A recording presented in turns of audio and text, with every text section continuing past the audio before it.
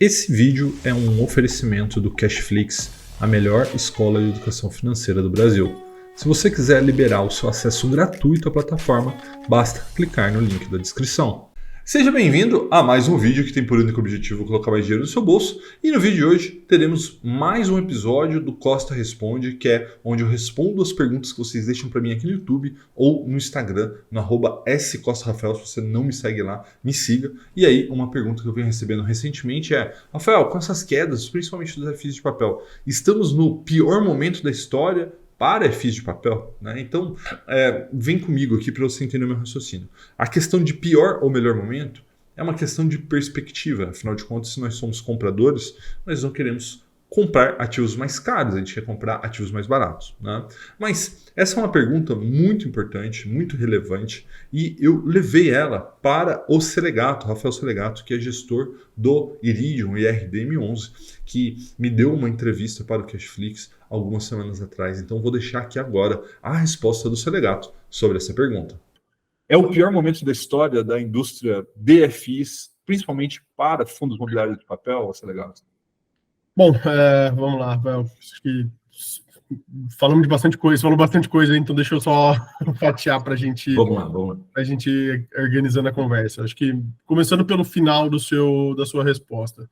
Se é o pior momento da indústria de fundos imobiliários e a indústria de fundos de papel. Diria que sim, é um momento acho que mais desafiador, sem dúvida nenhuma. E nesse momento especificamente, você tem até um adicional de complicômetro que você tem impacto de IPCA negativo, né? IPCA negativo, deflação, etc., de curtíssimo prazo, que isso ainda acaba agravando ainda mais a questão dos fundos imobiliários de papel especificamente. Então, acho que assim, vamos só separar algumas coisas. Acho que, primeiro, o momento é desafiador para a economia como um todo. Sem dúvida. Nós estamos vivendo juros altíssimos, momento onde você vê uma série de empresas entrando em recuperação judicial, empresas em grandes dificuldades, demissões em massa, etc. Então, primeiro ponto, assim, estamos vivendo um momento desafiador para a economia. Beleza.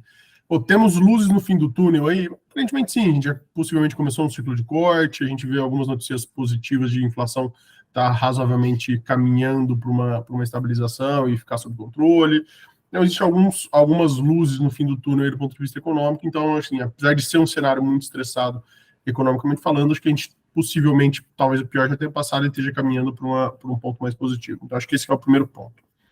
Segundo ponto, fundos imobiliários especificamente estão sofrendo bastante? Sem dúvida nenhuma, dentro dos segmentos, foi um dos segmentos que sofreu bastante, impactado por alta de taxa de juros, impactado por uma vacância maior, enquanto você tem economia mais frágil, você passa a ter uma vacância maior, então isso impacta os fundos de tijolo bastante, impactado por problemas de crédito, quando você está falando de fundos de CRI, e até os fundos de tijolo mesmo, porque você começa a ter inadimplência nos aluguéis, etc., então você também tem impacto de crédito quando a gente fala em tijolo, então você começa a ter problemas de crédito acontecendo na indústria de crédito como um todo, e também na indústria de fundos imobiliários, de CRI, e é até um ponto bom que o Inic está participando dessa conversa junto, porque lá dentro da gestora, a gente fundou a gestora junto, sempre trabalhou junto, toca todos os fundos em conjunto, só que ele tem um viés mais intenso olhando outros tipos de crédito, então a gente está falando de debêntures, letras financeiras, CDBs, etc., e eu acabo olhando mais créditos estruturados, FDICs, etc., então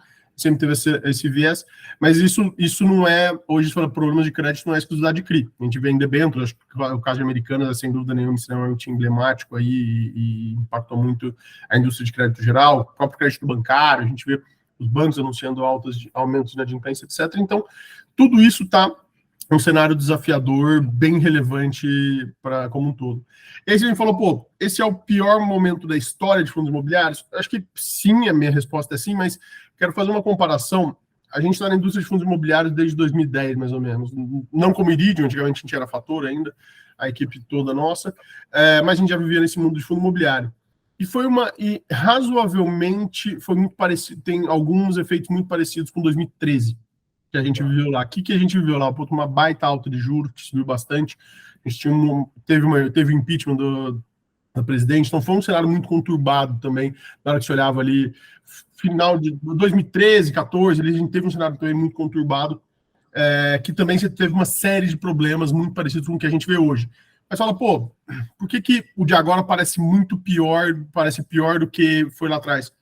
Porque a indústria de hoje, e não só de fundos imobiliários, mas ou seja, essa equities, indústria de crédito estruturado, debêntures, toda a indústria de mercado de capitais como um todo é muito maior e muito mais desenvolvida e relevante do que ela era em 2013. Porque lá em 2013 a gente não tinha as grandes plataformas de investimento, a gente não tinha o número de investidores que a gente tem hoje participando do mercado financeiro. Então, hoje, apesar de eu falar assim, você ter problemas similares do ponto de vista econômico, alta de juros, inadimplência subindo, etc, etc, etc, do que a gente viu em 2013 e foi parecido com o que aconteceu lá atrás, a gente viveu isso na pele, hoje tudo isso parece que é amplificado pelo crescimento da indústria de mercado de capitais como um todo, mercado financeiro como um todo. Então, tudo isso aconteceu. Eu acho que pega um exemplo bom também, você vê a onda de IPOs que aconteceram, de empresas de capital aberto, não estou nem falando de fundo imobiliário agora, que aconteceram nos últimos 3 anos, que agora as empresas estão sendo negociadas a 10, 15, 20% dos valores que fizeram a IPO há 3 anos atrás. Então, tudo isso acaba gerando essa impressão de você ter hoje um momento muito mais negativo do que foi lá atrás. Mas, então, é verdade, realmente você tem mais coisas negativas acontecendo, mas é também uma questão de você ter um mercado hoje muito maior, muito mais desenvolvido do que a gente tinha em 2013. Então, assim, você tem muita similaridade, na nossa opinião, mas agora, dado o tamanho do mercado, os problemas também ficam maiores. Mas são problemas similares. Então, assim, não é a primeira problema. Hoje a gente sofre, por exemplo, com inadimplência em alguns ativos da nossa carteira, ter renegociação, execução de garantia. Já vivemos isso no passado. Também já lidamos com isso em 2012, lidamos com isso em 2013. A gente lida com crédito há bastante tempo já. E lidar com crédito, invariavelmente, em algum momento você vai ter dor de cabeça de crédito. E é lidar, é ter paciência, é renegociar, reestruturar, executar o que for que executar. Então, assim, isso faz parte do nosso dia a dia também. Passamos anos muito bons, como você falou, a gente conversou em 2021, 2022, foram anos muito bons, sem dúvida nenhuma. E aí eram bons do ponto de vista econômico, era muito bom, você tinha juros muito baixos, o fundo imobiliário estava bombando, então você tinha um crescimento intenso da indústria, o próprio RDM também estava numa situação bem mais favorável do que está hoje, mas a indústria como um todo. Então, hoje, sem dúvida nenhuma, eu concordo com você que é um momento mais desafiador, mas você teve muitas similaridades no passado, e assim, a gente acredita muito que esse ciclo ele é perpétuo quase. Você tem momentos desafiadores, o mundo não acaba, você entra em momentos bons, a gente não vira Suíça, você volta a ter momentos desafiadores e o mundo não acaba de novo e por assim vai. É um pouco do que a gente está vivendo hoje.